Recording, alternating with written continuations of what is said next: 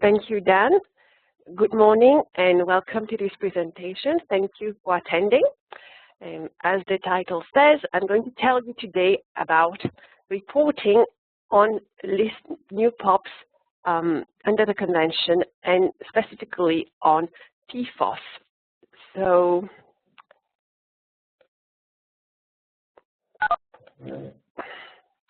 there we go. Thank you.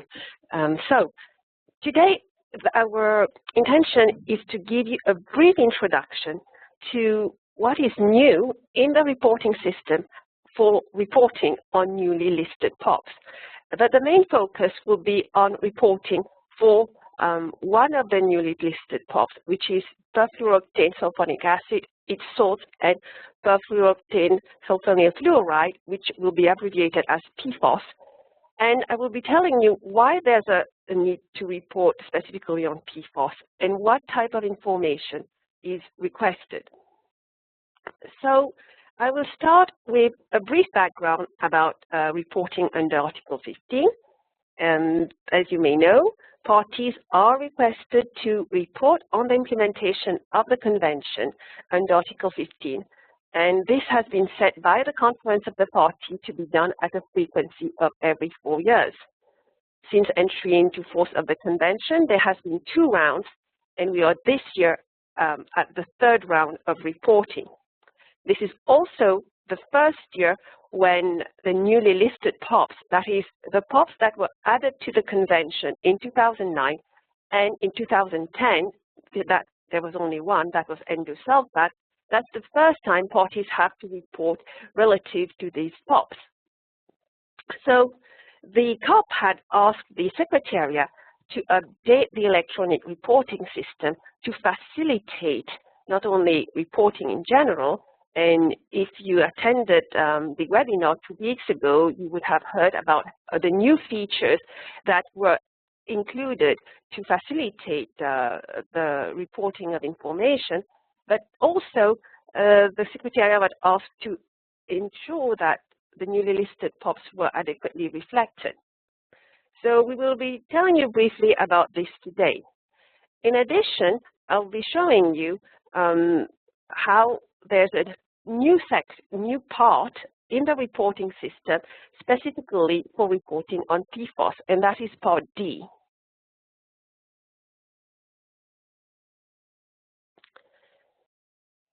So in substantive terms, there hasn't been much change to the reporting system for the newly listed POPs because the obligations for those POPs are similar or the same as they are for the old so-called older POPs. And therefore, there has only been minor changes, namely by the insertion of the new POPs, as I will highlight in the following few slides. Here you are seeing a screenshot of reporting for Article 3 to the Convention, that is measures to reduce or eliminate releases from intentional production. And as you see here, the information is requested for lindane. And the answers asked are in the yes or no type of answers. Here is for legal and administrative measures that were implemented, whether there's been restriction on production and use for Annex A chemicals or prohibition on production and prohibition on import and so on. So, and the year in which these legal and administrative measures were implemented can also be provided. In addition, there's space for free text entry where the focal point or the reporting officer can give more details about what those administrative measures were.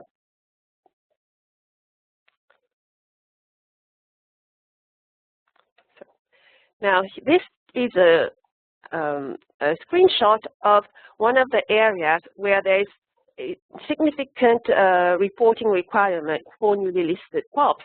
And this is for reporting on measures to reduce or eliminate releases from unintentional production. That is for chemicals in Annex C of the Convention.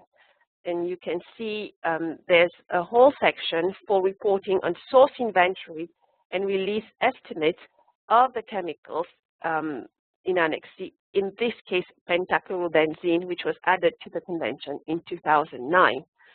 I won't go into details about how to fill out this section because there was a webinar on this topic last week, and you can find a recording of this webinar in the library that is available on the convention website. Section 6 is for reporting on information required in paragraph 2, article 15, and that is statistical information on production, import, and export of POPs. Here you can see, as I have highlighted, where information for newly listed POPs is required. And as I emphasized at the beginning, it's the same as what is required for other POPs. So you report for hexabromobiphenyl as you would report for heptachlor. And in this particular case, the total production is required, total amount in kilograms. And this is a consolidated data for all the application. And this is particularly relevant when we're talking about industrial chemicals, where the chemicals are used in a variety of applications.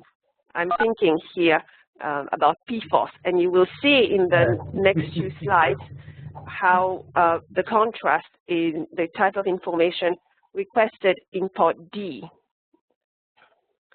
So then that was the highlights of the main reporting sections of the electronic system for reporting on new POPs.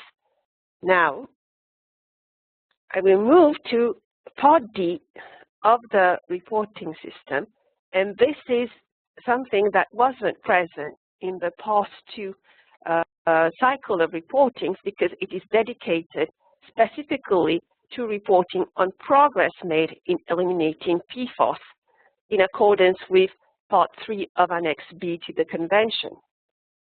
So why was it necessary to have this new Part B? Before answering that, I just give you a brief background on PFOS itself. It was listed in 2009, and it was listed in Annex B. What that means is that it was listed with acceptable purposes, also with specific exemptions. But Annex A chemicals are listed, can be listed with specific exemptions. Chemicals that meet acceptable purposes are in Annex B, which is the case for PFOS. So what's the difference? Specific exemptions are those applications which, at the time of listing, parties considered that alternatives were available, but time was needed for their phasing. So here's the long list that was added to the convention at the time of listing for PFOS. Parties that notified the Secretariat of their need to make use of these specific exemptions may do so for an initial period of 5 years, after which there is the possibility of extension through a process approved by the Conference of the Parties. In contrast, for acceptable purposes, for these applications, at the time of listing, parties considered that there were no alternatives to PFOS for use in those applications in a near future. So there is no deadline established in the convention by which time the use of PFOS has to be phased out for these applications. Again, also, parties should notify the Secretariat of their desire to make use of these acceptable purposes. However, the convention still includes a mechanism for the review of the continuing need for PFOS for use in these acceptable purposes. And this is set out in Part 3 of Annex B of the Convention.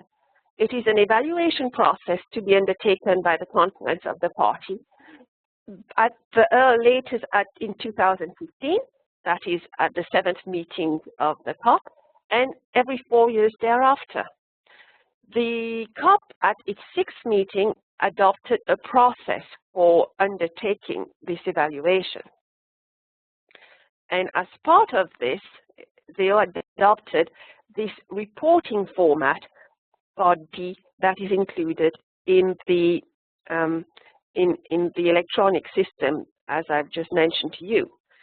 And that is because the convention also says that the evaluation is to be undertaken on the basis of the information listed on the screen here. So progress made to eliminate PFOS, production and use of PFOS, and availability, suitability, implementation of alternatives, and progress made to transfer to alternatives. So the first three elements on the information requested are in some form provided, to be provided by parties through the Article 15 reporting format. And I've already shown you in the earlier sections how there's information to be provided under Article 3 on legal and administrative measures to eliminate PFOS in Annex A and in Annex B. So that would contribute to information on progress made to eliminate PFOS, but also production and use. And as I will show you in the next few slides, more detailed information is requested under Part D.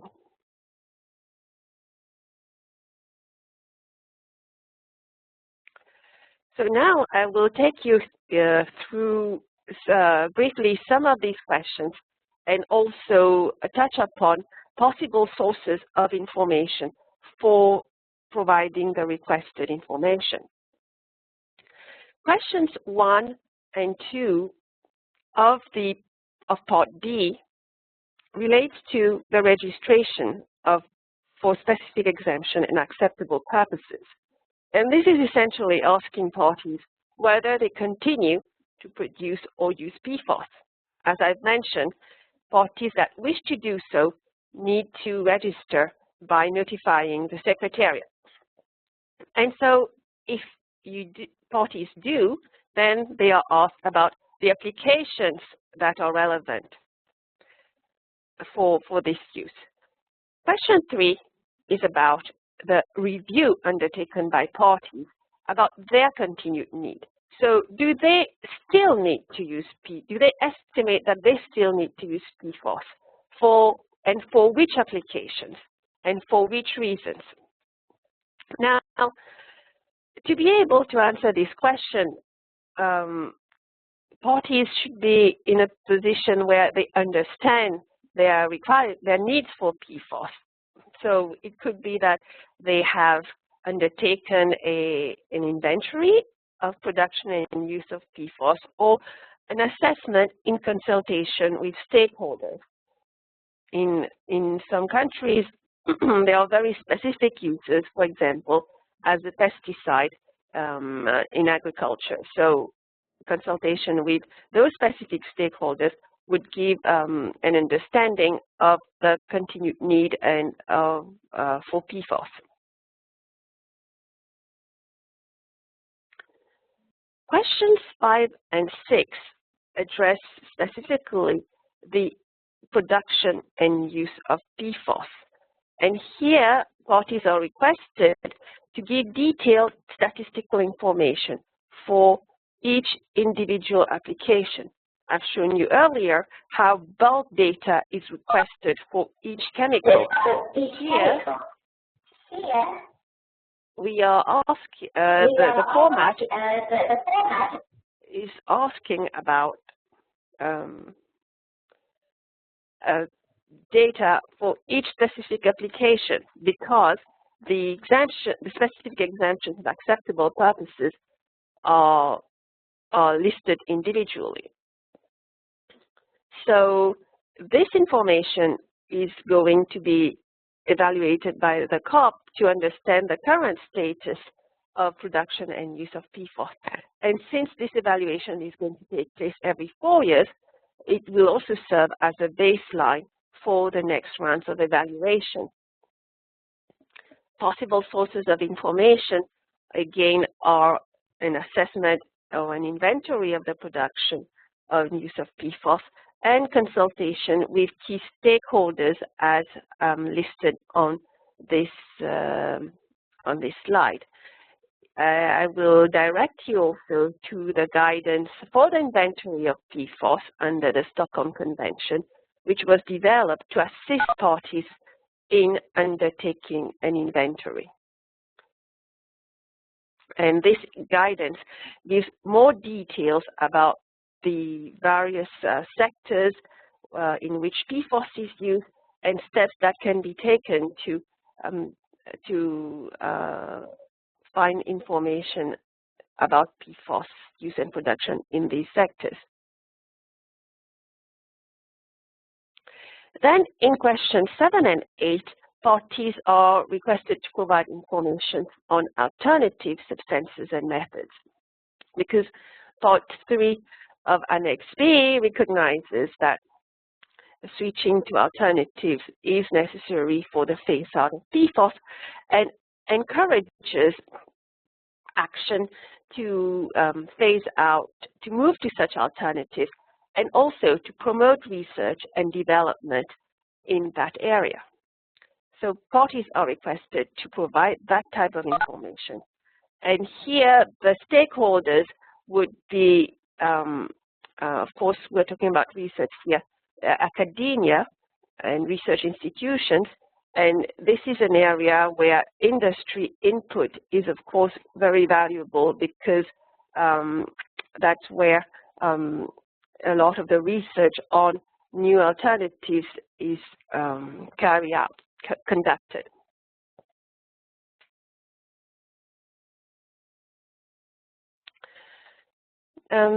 So the part D is relatively short, and we come to the last section of the reporting system for that part, and it's here requesting comments on questions 1 to 8 of that section. And this is a free text entry, again, but it's an important part, because the Secretariat not only has to report to the COP on data collected through this section, but also to make recommendations for any modifications to the process or to this format to the COP at its next meeting. So in filling out this air section, please also think about any way where you would like, or you think that improvement can be made for you to provide information.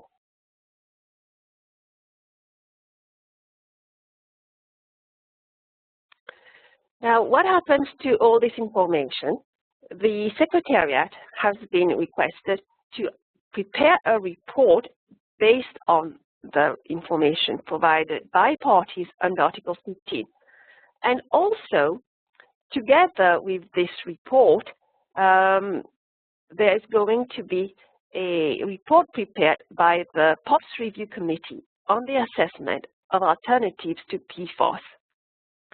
And together, these two reports will be considered by the Conference of the Parties at its 7th meeting to evaluate the continued need for PFOS for the various specific exemptions and acceptable purposes that I've shown you in the slides earlier.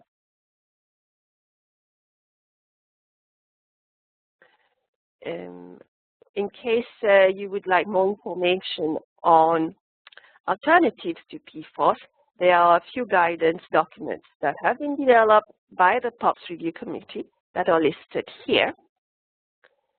And there are also guidance more directly on PFOS itself, on the inventory and on best available techniques and best environmental practices that are available on the Convention website for guidance. And then under the Basel Convention, I'd like to highlight that there is now a technical guidelines for the environmentally sound management of waste that is under development. So to summarize, I've shown you how newly listed PFOS have been inserted into the reporting format to facilitate reporting on these chemicals for the third round of reporting under Article 15. In substantive terms, there are no major changes. The same that applies to all PFOS apply to the newly listed PFOS. I've also shown you how there's an entire new part called Part D dedicated to reporting on progress made specifically to eliminate PFOS, and how this information is important to assist the Conference of the Party in evaluating whether PFOS should still be used for certain applications. And after completing the report, you can press the submit button, and please, if you could do that by the deadline set by the Conference of the Party of the 31st of August, that would greatly facilitate the preparation of the reports for the Conference of the Party. With that, I would like to thank you for your attention, and I will be taking questions in a few minutes. Thank you.